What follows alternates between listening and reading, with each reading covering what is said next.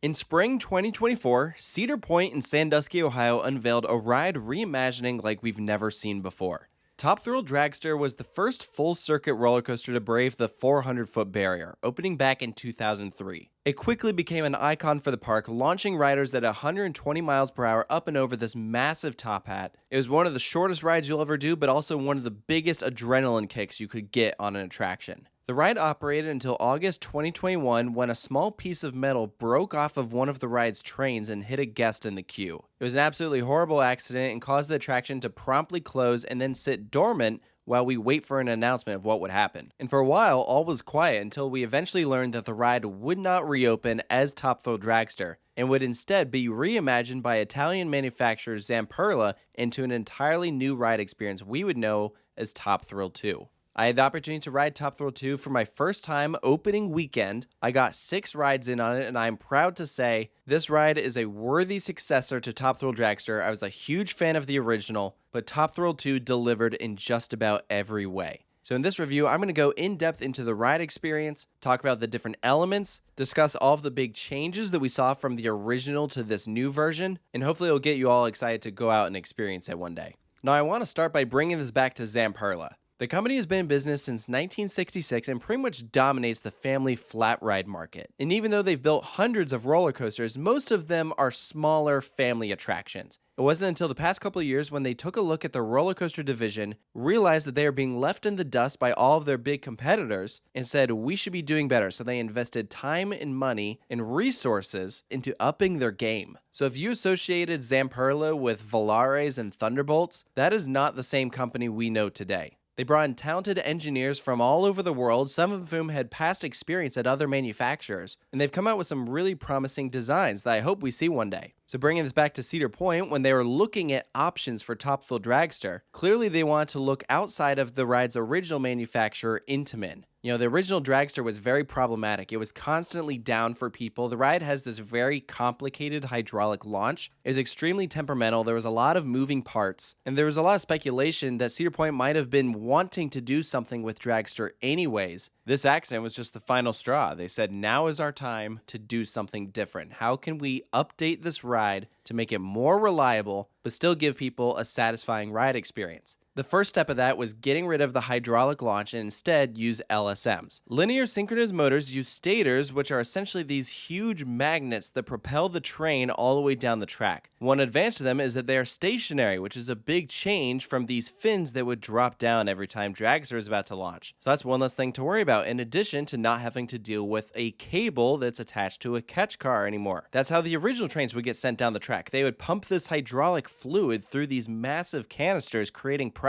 Rides like Stealth at Thorpe Park and Storm Runner at Hershey Park still use this system. It's very complicated and requires a lot more maintenance, which is why parks are starting to stray away from it. Top Thrill Dragster would literally go down for extended periods of time because of like a cable snapping, for instance. The only problem was if you wanted to switch over to an LSM launch system, you would need one that was powerful enough to reach speeds of 120 miles per hour. Prior to Top Thrill 2, the closest we got was Red Force at Ferrari Land. That's another Intamin launch coaster. It opened up in 2017 and it reaches a max speed of 112 miles per hour. And it's still an extremely good launch, but you also don't have to go up as high. Red Force stands 367 feet in the air. That's 53 feet shorter than Dragster. So the solution that Zamperla came up with was integrating a swing launch to gradually build up speed over time and construct this massive 420 foot tall spike at the other end. It completely changes the dynamic of the attraction. In no way does it feel at all like the original Top Thrill Dragster. So not to really get into the credit debate, but I personally absolutely do count it as a new credit, just saying. But I think everyone was pretty shocked by this big announcement. First of all, this is Zamperla's first ever Stratocoaster, high-speed switch track, coaster that goes over 100 miles per hour, first ever spike, first ever modification of a pre-existing roller coaster,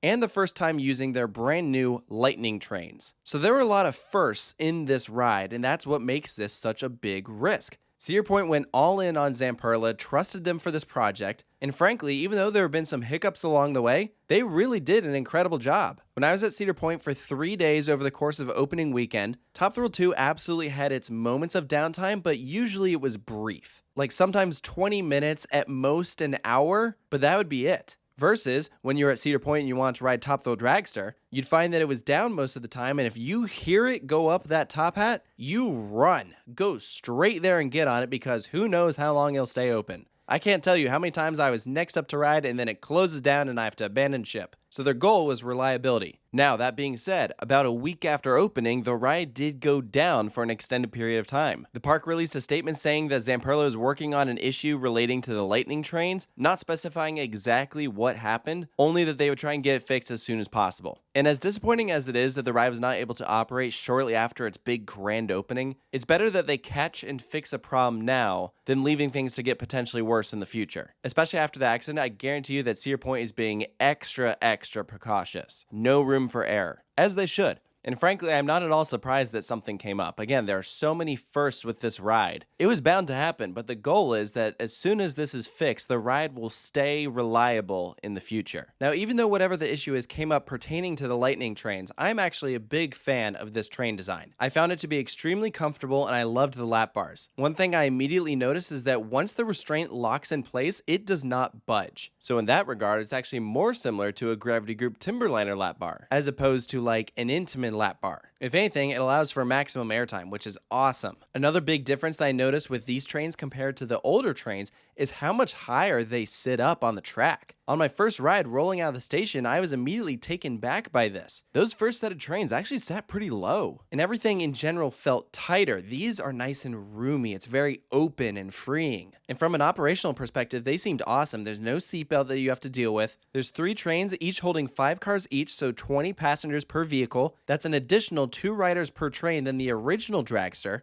And these trains are also just so sleek looking. They're clearly inspired by F1, although Cedar Point claims that Top Thrill 2 has a general racing theme. My guess is they don't have the license to use F1, which is why it's just inspired by it. But I think it's a nice change, keeping with the racing theme, but moving on from a Dragster to now F1. From a technical perspective, the other big difference between the 2 sets of trains that ran on this ride is the material that they are made out of. The Lightning trains have an aluminum milled chassis. That's like the underbody of the vehicle. Aluminum essentially means that there's no welds, so that's one less thing that the maintenance team has to inspect every day. The only downside with that is if it cracks, you have to replace the whole thing because it's one big piece. You can't weld it. But if successful, that's a huge step in innovation towards future train designs.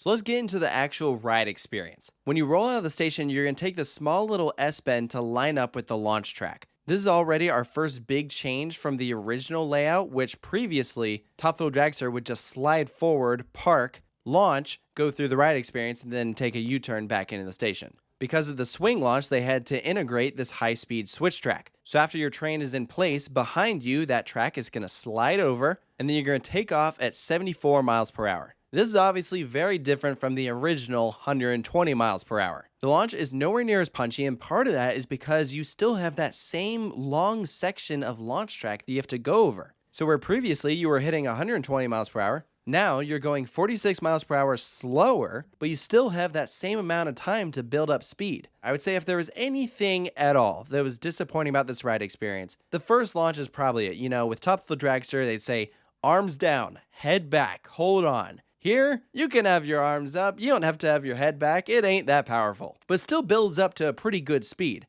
74 miles per hour is very fast, but you would feel it a lot more if it wasn't as drawn out. Part of me wished they would just launch a little bit faster, that way you could also go a bit higher up on the top hat. The big marketing push here is that you get a rollback every single time, which granted, this is not the original concept of a rollback like what we had with Top Thrill Dragster. But it's still pretty fun floating up out of your seat and then rolling back. And when you hit this backwards launch, that's when things really get going. You accelerate up to 101 miles per hour, which is pretty wild. I mean, we've experienced backwards launches before, but this is the fastest backwards launch in the world. And you don't know when that spike is coming. So you're just accelerating, getting faster and faster and faster. You shoot under the station cover and then pull up into this absolutely enormous spike, the single biggest spike in the world. And it is a wild sensation. You are freakishly high up. I recently re-rode Pantheon at Busch Gardens Williamsburg after experiencing Top Thrill 2, and it was almost comical how much smaller the spike looks after seeing the one on Top Thrill 2.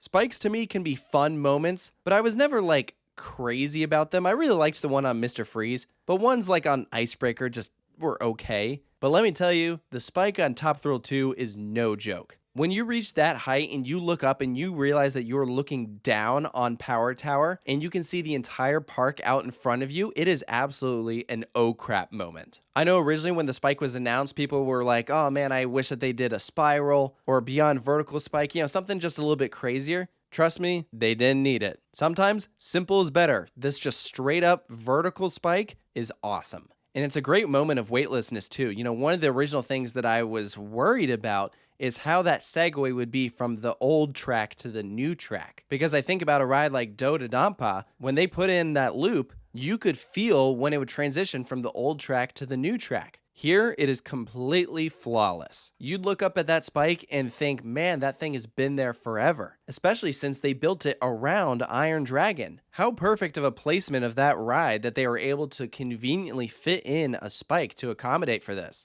It's really, really amazing. If you get the chance, definitely ride Top Thrill 2 in multiple rows. The spike is huge regardless of if you're in the front or the back, but when you're in the back, it just feels enormous. I have no idea at what actual height the train reaches. Obviously, it doesn't go all the way up to the top, but it's a pretty crazy sensation, I'll tell you that. You plunge all the way back down to the ground. You have a great hand chopper moment with the station cover. It feels like you're just going to get really, really close to it, and then that's when you hit those LSMs again to reach your maximum speed of 120 miles per hour. And as much as I miss the original hydraulic launch on Dragster, this third launch on Top Thrill 2 doesn't feel that different. Yes, the rate of acceleration is dialed back, but now you're going at that high speed for a much longer period of time. So there's more payoff because you had a true build up to this moment. Top Thrill 2 gets crazier and crazier as the ride goes on. Now here's what's interesting about this launch. It is marketed as going the exact same speed as the original Top Thrill Dragster. However, you fly over this top hat at a significantly faster speed. So how is that possible? Well, LSMs are a lot more consistent than the hydraulic launch. So there isn't a variation in speed. You are going to go 120 miles per hour every single time, regardless of how many people are on the train, what time of day it is, which was not the case for the hydraulic launch. Previously, the Top Thrill Dragster computer system would take an average of the 3 trains prior to determine the speed for the next train to launch at, meaning Top Thrill Dragster almost never actually launched at its advertised speed of 120 miles per hour. So, enter Top Thrill 2, where you're actually going 120 miles per hour. Yeah, you're gonna fly over, and it's gonna feel very, very different. But if you liked this top hat before, you're going to love it now, because you get launched over the top. The airtime is incredible. I say that primarily for the front row, at least for the ascent into the top hat. When you're in the back row, there's a split second where you're like, wow, we're slowing down. Are we even going to clear this top hat? But by then, the front of the train is already starting down the drop, and then that's when you get thrown into the drop. And this spiral for me on Top Thrill Dragster originally was just okay. It didn't do a whole lot for me, but now it is insane because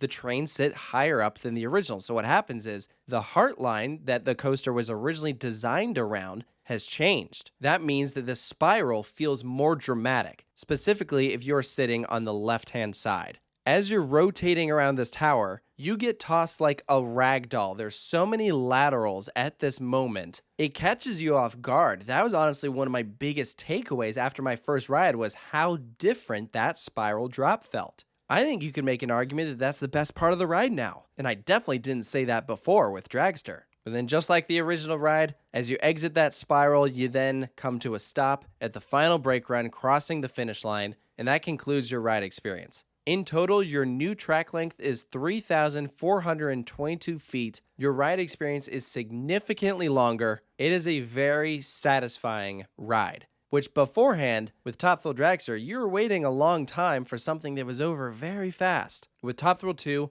you're going over 100 miles per hour for a majority of the ride. And that is so impressive. How many rides maintain that high of a speed for so long? It is crazy. When you're sitting in the front row, your eyes get all squinty from the speed. It's nuts. You'll have tears streaming down your face. So yes, I was very, very impressed with the ride experience. I think the teams at Zamperla and Cedar Point should be really proud with what they came up with. But that does not mean that the ride is perfect. I know one of the big things that people have been talking about is the new shimmy that the trains do on the ride. Top Thrill 2 does have a bit of a shake to it. However, it feels different than just about every other shake that I felt on a roller coaster. It is contained to the lowest section of the ride, like the base of the trains, like where your feet would be. You don't really feel it up top. So it's not rough, it's not uncomfortable, but you do notice it. More so when you're going at a lower speed. Like when you're going at max speed, it feels pretty much the same as the original Dragster did, because when you're going 120 miles per hour, yeah, it's going to have some shake to it. It's a lot of forces on that thing.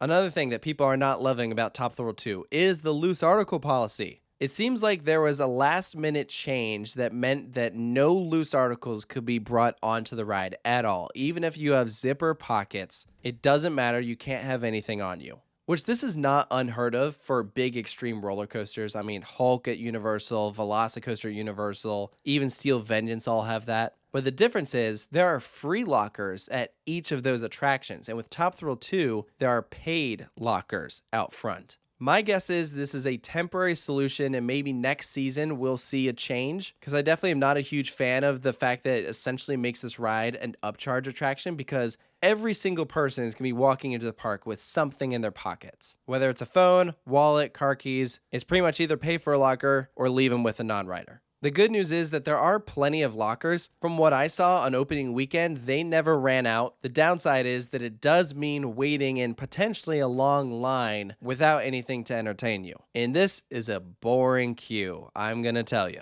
It is extremely plain. There's no thematics at all. There's a roof over the top, which makes sense considering the circumstances of the accident. I'm not mad about that. But the end result does mean that it is very claustrophobic, and there's no ambiance. It's about as basic as it gets. In the future, I'd love to see some posters or designs on these walls. I definitely think it's not too late. I think that would help just add some atmosphere and breathe life into this queue. But it's one of the reasons why I suggest if you can ride this with a shorter line, definitely take advantage of that. The other thing I will add is because of the modification with the station, it is very tight in there. They still have the separate load and unload though. And from what we saw, crews were dispatching pretty fast. They were killing it. I would say it was like an average of 1 minute, 45 seconds between trains. So that's like, what, 700 people an hour, something like that? Which I think is actually a little lower than the original Top Thrill Dragster. They had a lot more trains on that thing, a lot more block zones. For those of you who are unfamiliar, a block zone can be explained by my friend Ryan. That ain't my job. So let's talk final scores. I am giving Top Thrill 2 a 9 out of 10. I think it is very, very good. It is not perfect, but it is fantastic in most ways. Overall, I do like it better than the original. I miss the hydraulic launch, but I think the addition of everything else makes up for it. And frankly, just seeing a train fly over that top hat again is just refreshing. Cedar Point didn't feel the same without it. You know, they really breathed new life into the plaza. I love the colors. I actually think it's way better than Top Thrill Dragsters. And the spike dramatically changes the Cedar Point skyline. It has a presence to it. You can see it from anywhere in the park. Top Thrill 2 really was a make it or break it for Zamperla. And I can confidently tell you that this edition put them on the map for roller coasters. This was a prototype in every way. There are going to be issues that would come up at first, but assuming they're able to get them fixed, I think this ride shows that if they can do something as amazing as this huge transformation to an icon, what they can come up with on their own is going to be great. Don't be surprised if more parks start buying big thrill rides from Zamperla. So let me know down in the comments below if you've experienced Top Thrill 2, what you thought of it, if you agree with the points that I brought up. And of course, stay tuned for more coaster reviews here at Coaster Studios, and I'll see you next time.